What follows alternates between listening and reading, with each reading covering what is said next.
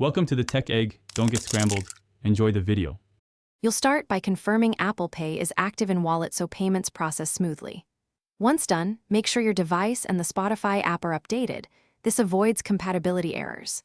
Now open Spotify, tap your account, and navigate to manage subscription because that's where billing switches happen. You're beginning the change. Follow prompts and pick a plan. If you don't see Apple Pay yet, pause, check wallet and regional settings before proceeding to the next step. Now you'll actually link Apple Pay as Spotify's payment method. First, select the subscription option you want, then choose payment method and tap Add or Change. This is where Apple Pay appears if supported in your country. Once you pick Apple Pay, authenticate using Face ID, Touch ID, or your passcode. This confirms the card and billing info stored in Wallet. After authorization, Spotify saves Apple Pay as the default. If it doesn't save, reopen Wallet and confirm the card details before continuing.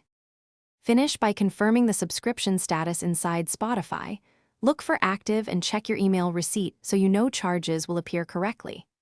If payment fails, double-check the wallet card is valid, set to the right billing address, and that region settings allow Apple Pay for Spotify.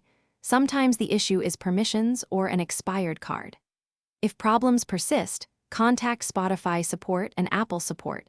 Describe the error, include screenshots.